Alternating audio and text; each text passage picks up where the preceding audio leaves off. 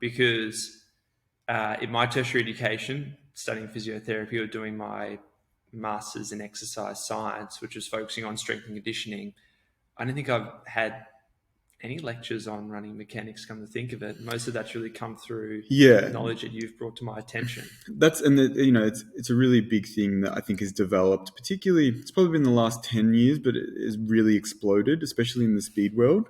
Prior to that, I think that there was probably more understanding and the understanding of distance running. But there's been some real pioneers probably in the last 10, 12 years, and even Peter Weyand, who was doing a fair bit of work from the early 2000s onwards, which we can discuss more. But essentially, the understanding of particularly faster running has really exploded a lot. And it's not that it wasn't explored before that. Like, I remember in one of the courses that we ran, I really liked, there's a great paper by an Italian researcher, Cavagna, who had really good work from like 1970s, looking at the distribution of force output and what contributes between the acceleration and top speed, and how it transitions from being a more, muscular driven task or neuromuscular driven task to being a more, elastic, and tendon stiffness driven task as you get into top speed. So the research has been there, and it's really exploded in the last 10 or 15 years, really. When you say research, are we talking about running mechanics specifically? Yeah, specifically in the biomechanics, it's really taken off. So if we look at the sprint world, people who are interested and probably are starting to look at this from a coaching perspective and also an injury perspective, you got people like Peter Weyand, did a heap of work from the early 2000s, and then from about 2012, 2013, 2014, he started, maybe even earlier, he started working with Ken Clark, and that was when they were at Southern Methodist University in Texas. They started doing a heap of work.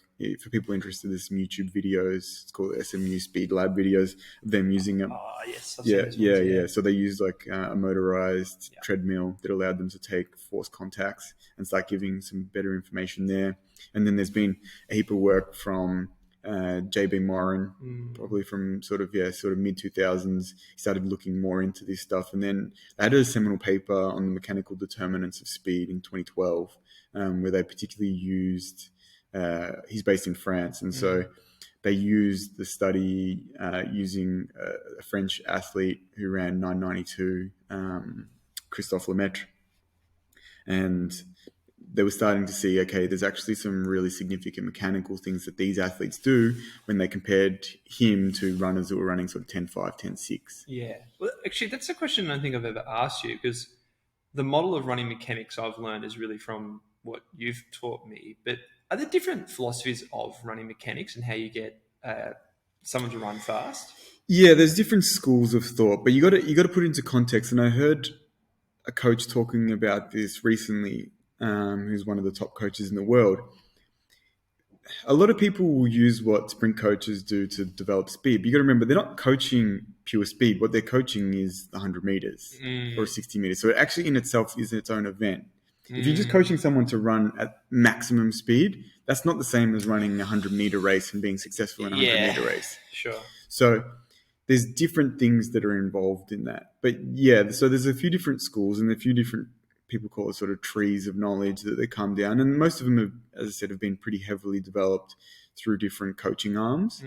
I know that, like, for instance, the European and even American model is very much biomechanically driven. And the person who's probably driven most of that is a biomechanist by the name of Ralph Mann. The other one that is a coach, but has done a lot of work. And I know that even one of your patients gave you a book to have a look at. Is from Tom Tellez, who's Carl Lewis's coach. He did his master's degree in biomechanics, and so he actually did it on the shot put. But he then started to use that in his work with coaching long jumpers and sprinters at the University of Houston. And he's very heavily influenced a lot of the understanding of, say, the sprint model, or at least the 100-meter model. And there's a whole tree of people that come off him. There's another tree that comes off, say, to Ralph Mann's work. And Ralph was a 110 hurdler, actually, for the US team, and then by trade as a PhD biomechanist.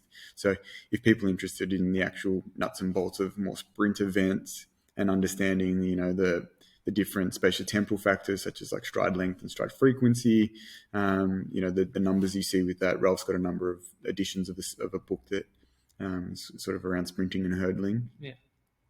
So there's that sort of arm. But then when you go to different parts of the world, there actually is some different sort of ideas. And I know that like a track coach he's one of Australia's top high jump coaches and jumps coaches, Alex Stewart.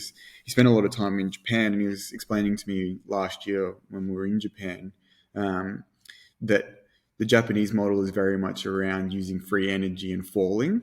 So Japan has actually probably done quite well in sprinting, I think, of relative to other Asian countries